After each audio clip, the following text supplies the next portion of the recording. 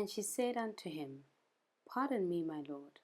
As surely as you live, I am the woman who stood here beside you, praying to the Lord. I prayed for this child, and the Lord has granted me what I asked of him. So now I give him to the Lord, for his whole life will be given unto the Lord. Today we share about our pregnancy journey, the loss and the blessing. Enjoy. Hi guys, welcome back to our YouTube channel. Hola. This is Journey with the Mugales, and my name is Tinyuko Mugale. I am Tukoloho Mokale. And thank you so much for coming back.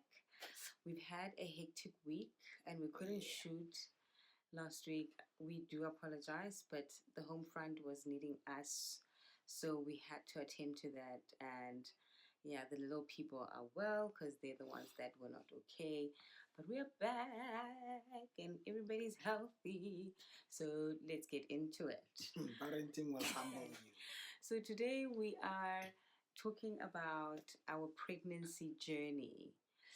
I think there's been times that we've sort of shared snippets about our journey to actually the blessing of Paddle and Pop, which is our two kids, our twins. But today we wanted to just sort of trace a little back into the loss from the ectopic pregnancy to where we are, and sort of talk about that. So I think where we can start is really September 2018, right, when the ectopic pregnancy happened, and how we felt about it. Yeah. I think when it happened, we were both trying to get through it in the best way we could. And I want us just to go into it and just maybe give my husband the platform to go into the pain and the loss and how he felt experiencing that before we get into the journey. I think it's good to go back a bit.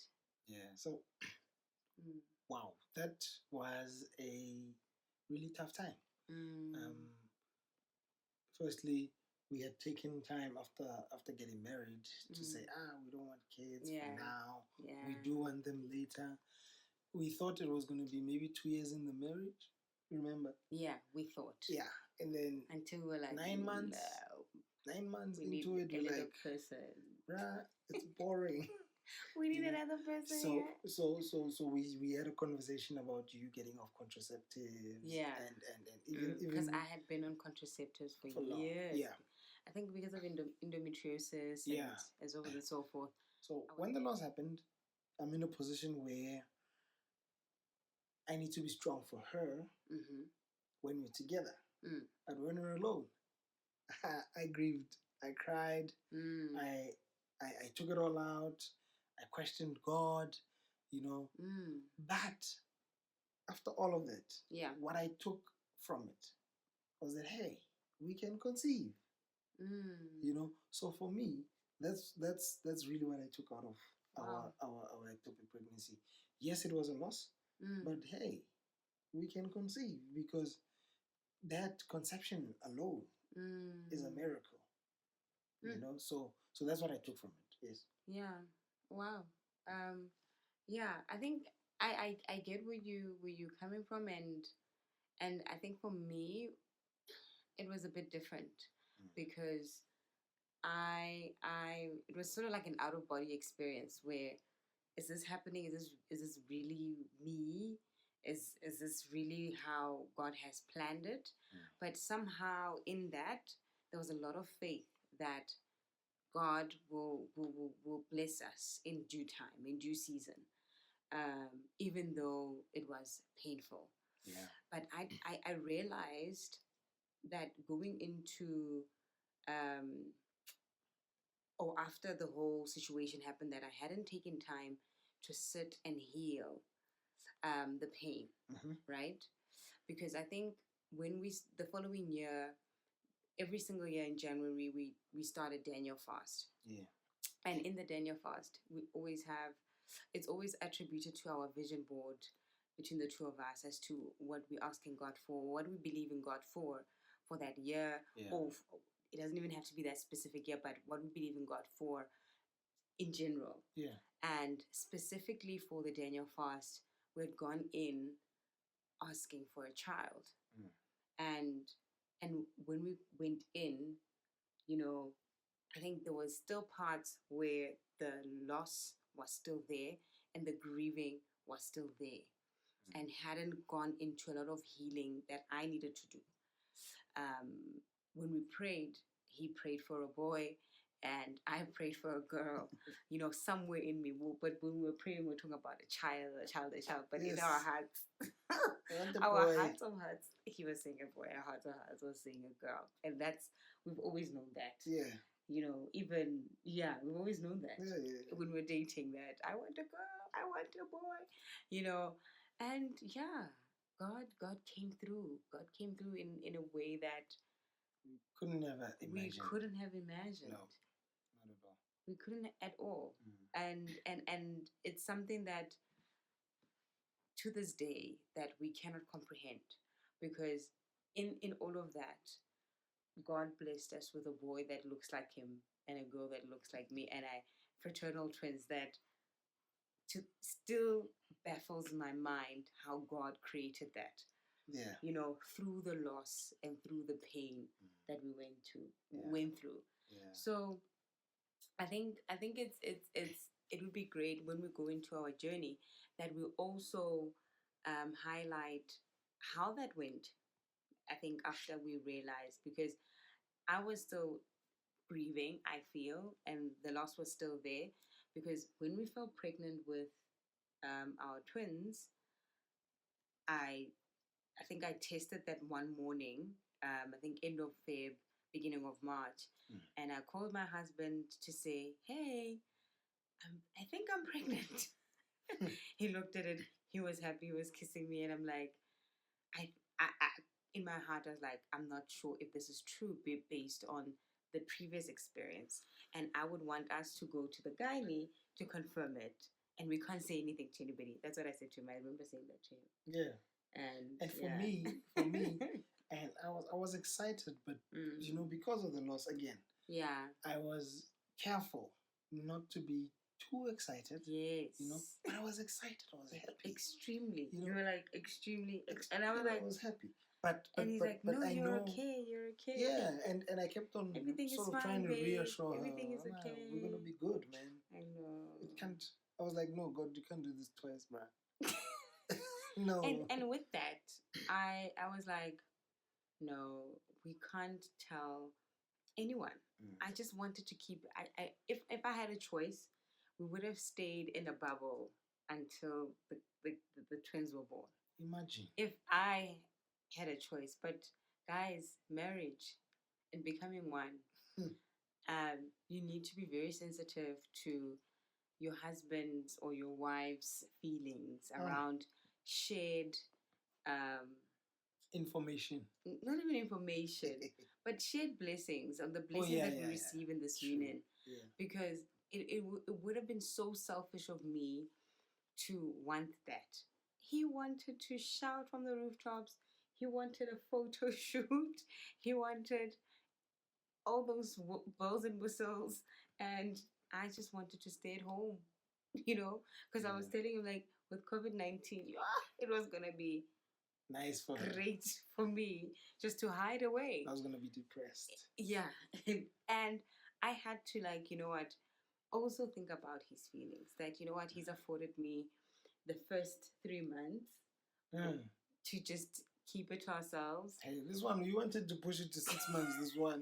It's like, no, we'll tell them after 6 months. Like, you win. We're doing this. Yeah. And I think as the months went on, it got a bit easier. But the first 3 months were something else. Yeah, you were difficult. You were very sick. I was sick in the first month. Couldn't eat anything. Oh, my God. She was moody.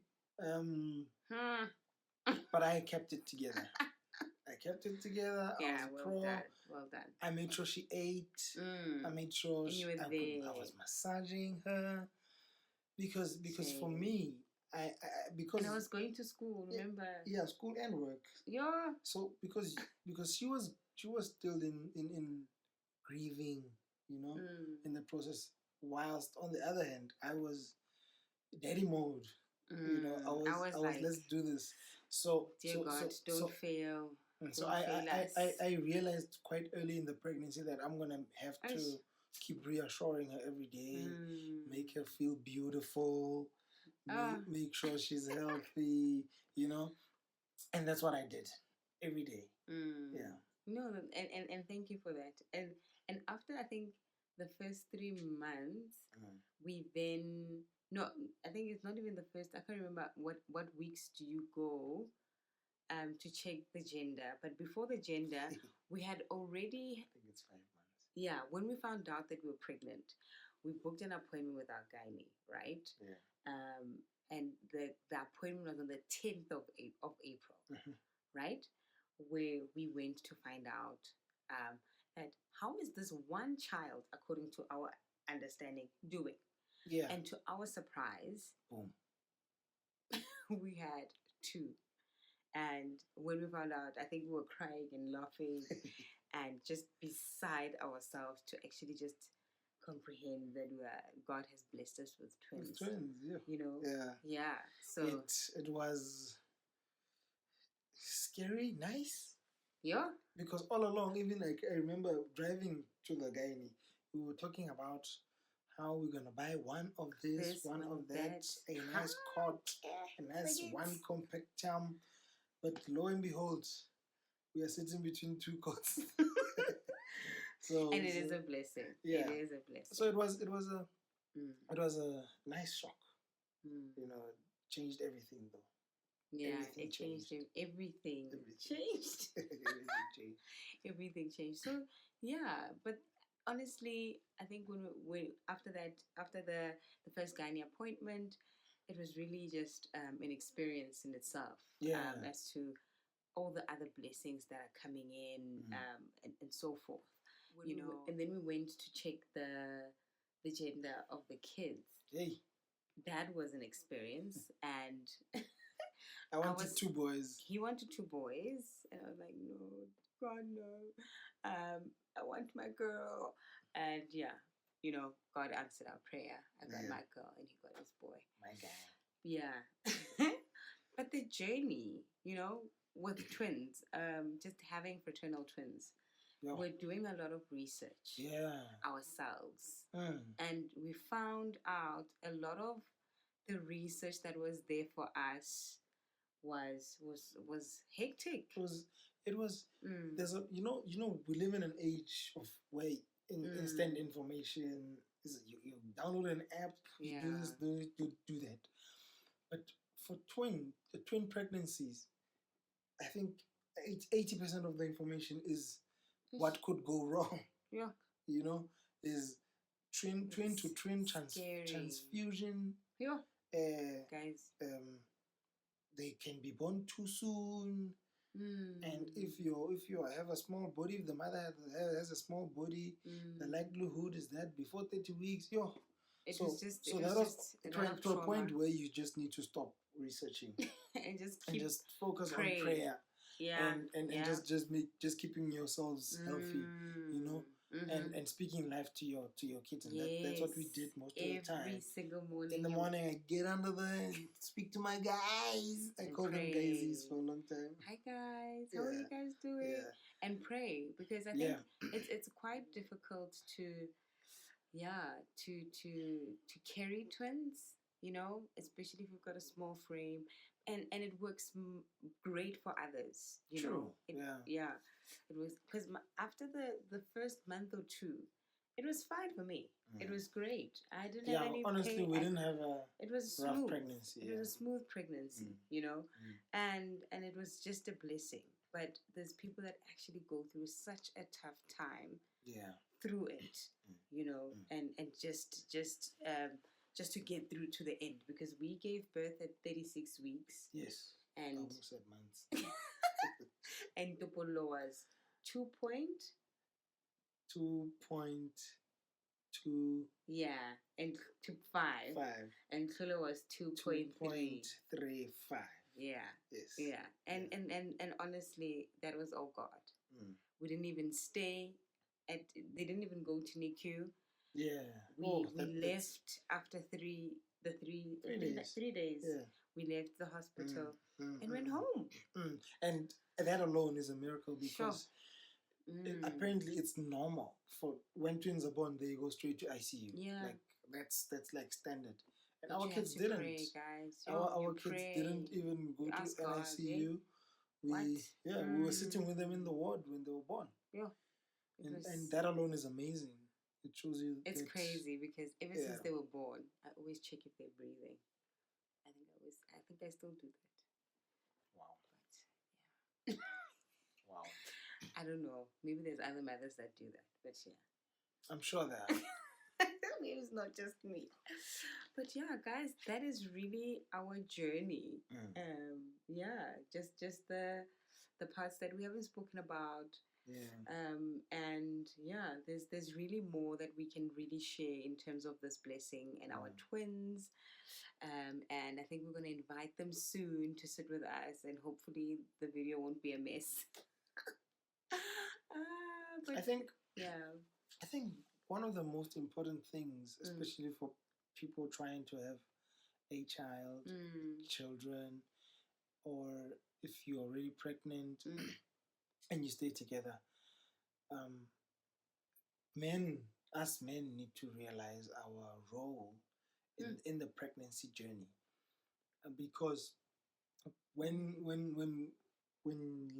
women fall pregnant, it takes a toll on the body itself. It takes a toll emotionally, and it deals with the self-confidence. Even though there's an understanding and an appreciation that you're carrying something precious, it's really our responsibility to sort of make sure that, you know, they feel loved still, they feel beautiful. I was telling one of my friends that recently just got a baby, that, and especially a son, we get so excited. But unfortunately, sometimes you get so excited and in love with this new baby or children that you forget to love your wife the way you used to when it was the two of you. And then that's why sometimes you get parents that actually compete for the attention of the kids. Sure. You know? And so it's those blind spots that men sort of oversee. And the same applies with you guys. When the kids are here, you're like, Bantwana Bami, nothing else matters. And then we start feeling sidelined. And then, you know, it leads to all other negative stuff in the relationship. So, you know, it's important. Kids are there to bring joy. Yes. It's part of the glorifying God to increase the kingdom, but it mustn't also come in to disrupt the love, marriage, you know, the marriage, you know. Yeah, and even if you're not married or whatever the case is, I think it's important that when you do fall pregnant, that you reach out to other moms, to your family, and don't isolate yourself. You know, whoever that's there, whether cousin, whether sister, whatever the case, it's important. Oh yeah, that you have somebody with you.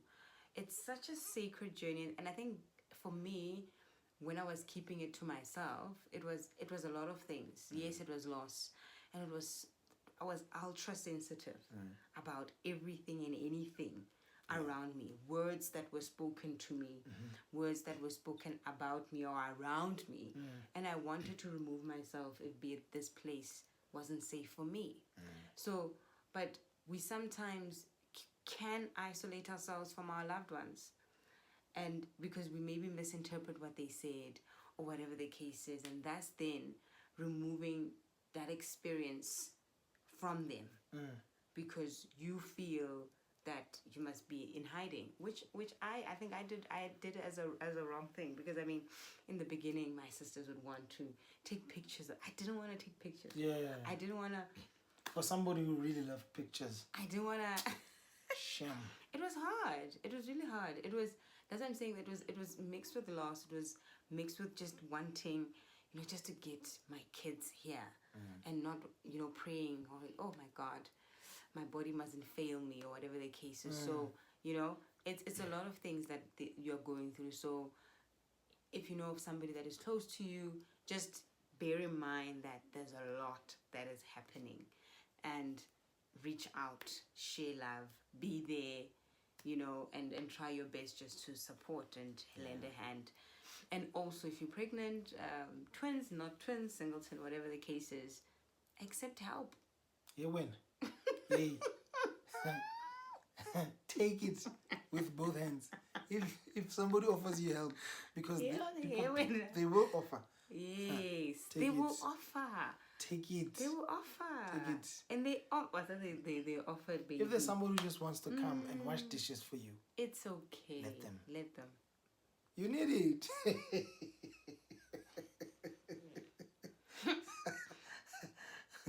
So yeah. If they offer to wash your shoes, take it. So yeah, that is our little bit of wisdom from twin parents.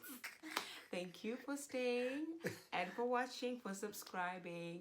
Don't forget to subscribe here. If you haven't subscribed, like, comment, share. Tell others that the Mokalas are here. Thank you for watching. Hola. Bye, guys. Parenting day 2. Hello, mommy. Hi, daddy. Good morning. Are you fine? I'm okay. How are you feeling? I'm getting there. Getting there. Okay. Daddy's drinking Powerade because he was also delivering these kids. Okay. Right.